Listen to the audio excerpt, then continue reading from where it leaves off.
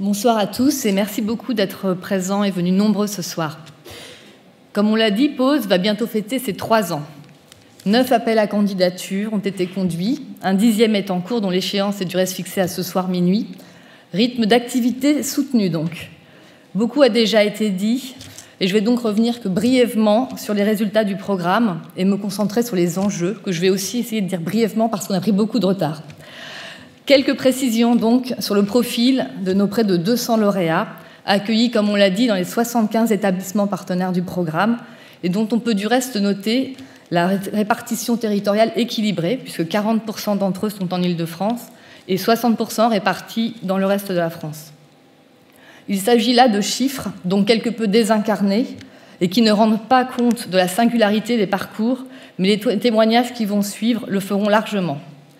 Depuis le début du programme, on constate une quasi-parité qui perdure, avec 43% de femmes et 57% d'hommes. Une part importante de jeunes chercheurs, puisqu'un tiers des lauréats sont des doctorants, mais avec une augmentation substantielle des chercheurs très expérimentés, qui sont désormais 20%, et le groupe majoritaire restant les postdocs et enseignants-chercheurs en début de carrière. Une répartition stable aussi entre sciences humaines et sociales, dont sont issus 2 tiers des lauréats, et sciences exactes, dont sont issus 1 tiers des lauréats. L'origine géographique de ces lauréats reflète logiquement les turbulences du monde et les dérives politiques.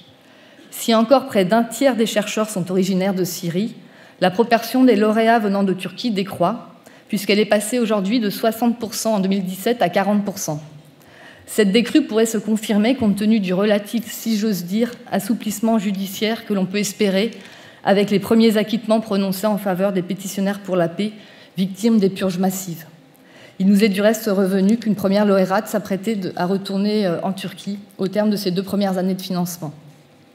Au-delà, le Moyen-Orient demeure une région de départ importante, Iran, Yémen, Irak, mais le périmètre géographique du programme s'est élargi progressivement à l'Afrique subsaharienne, au Burundi, au Cameroun, à la Guinée, à la RDC, au Mali, à l'Asie, Afghanistan, Pakistan, Chine et à l'Amérique latine, Venezuela, et depuis quelques mois désormais, hélas, comme on s'y attendait, le Brésil. J'en viens maintenant aux grands enjeux qui se posent pour le programme et je souhaiterais revenir sur 4 d'entre eux. D'abord, l'enjeu principal, l'enjeu central de la mobilisation des établissements d'accueil, dont l'importance a été soulignée par l'ensemble des intervenants et qu'on remercie du fond du cœur pour leur engagement. Et sans ces établissements, Pause ne peut littéralement pas exister, c'est ce qu'a dit Pascal.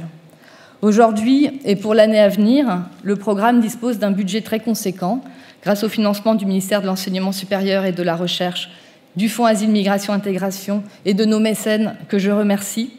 Et le programme est donc en capacité de financer un nombre plus important de chercheurs et d'enseignants et praticiens de l'art.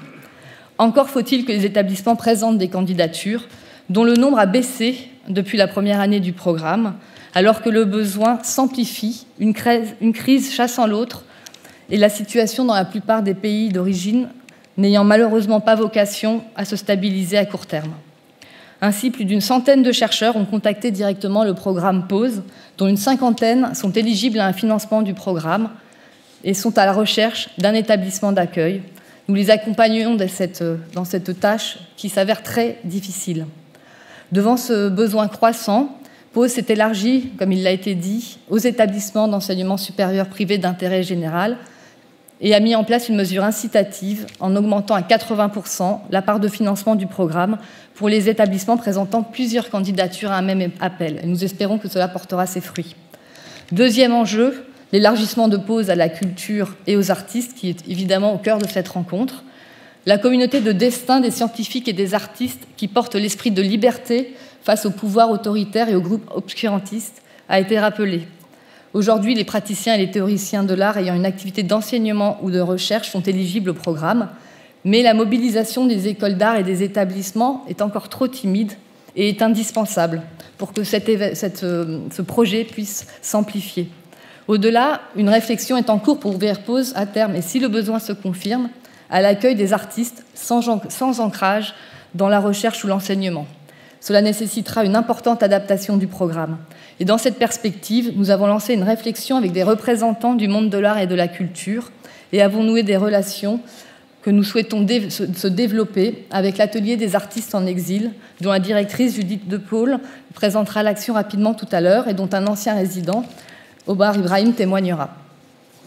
Troisième enjeu, et on en a parlé tout à l'heure, l'enjeu majeur de la sortie du programme. Que deviennent les chercheurs après pause? Parviennent-ils à s'intégrer durablement en France? Trouvent-ils un poste pérenne? Rentrent-ils dans leur pays d'origine? Telles sont les grandes questions aujourd'hui posées, qui ne sont pas l'objet de cette soirée, mais sur lesquelles, évidemment, il est très important de revenir.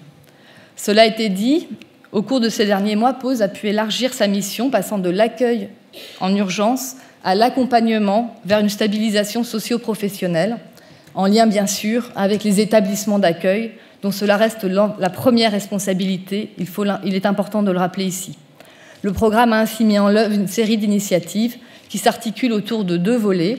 D'une part, nous octroyons aux établissements d'accueil un financement supplémentaire dédié, complémentaire pour la formation, par exemple pour financer des cours de langue, pour financer des formations visant à renforcer les compétences scientifiques, pour permettre de redéfinir les parcours professionnels, y compris hors du milieu académique.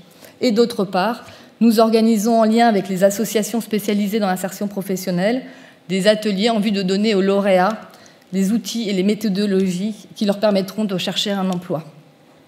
Le programme n'a qu'un peu plus de 2 ans et demi et ce dispositif est encore récent. Il est donc trop tôt pour tirer un bilan global, mais nous disposons de premières tendances.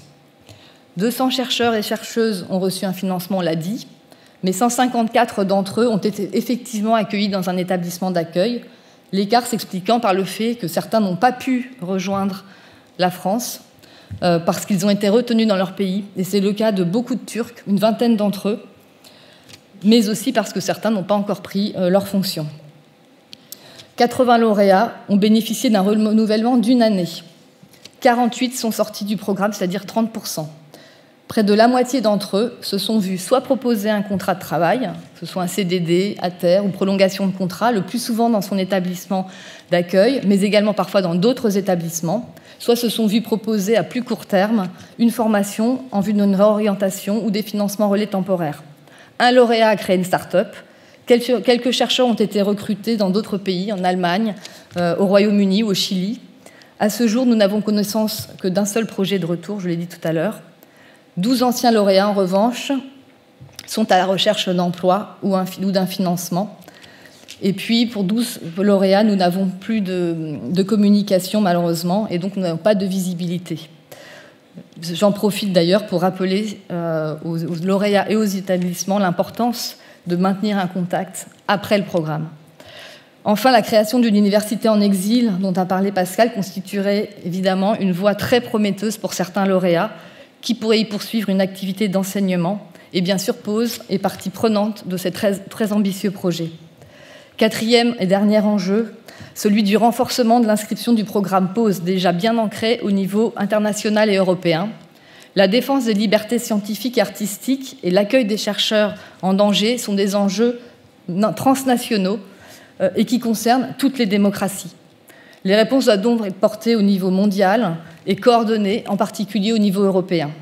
Dans cette perspective, Pause participe à un projet réunissant 11 partenaires européens qui vise d'une part à élaborer des solutions durables au niveau européen pour l'intégration des chercheurs en danger au sein de leur société d'accueil, mais également à porter une action de plaidoyer.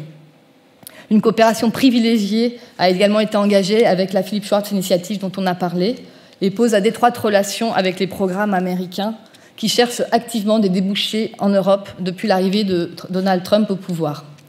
Nous avons également, bien sûr, des relations avec Council for At-Risk Academics britannique.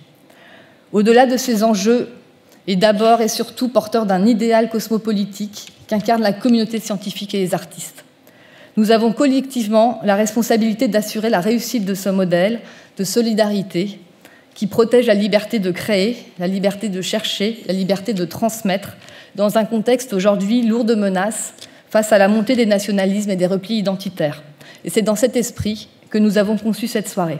Je vous remercie beaucoup et je vais profiter d'une seconde supplémentaire pour adresser mes remerciements les plus vifs, d'une part aux membres du comité de parrainage et aux membres de mon équipe qui font vivre ce programme. Mon équipe présente aujourd'hui, comme on l'a dit, donc David Bruchon, Axel Tirel-Depoix, à Marie-Lise Quesada, qui par ailleurs a piloté le projet de cette soirée, Hélène Jarry, Kanimoji Kogulan, qui travaille au quotidien, et bien sûr un grand remerciement au Collège de France qui accueille le programme depuis ses tout débuts. Je vous remercie beaucoup.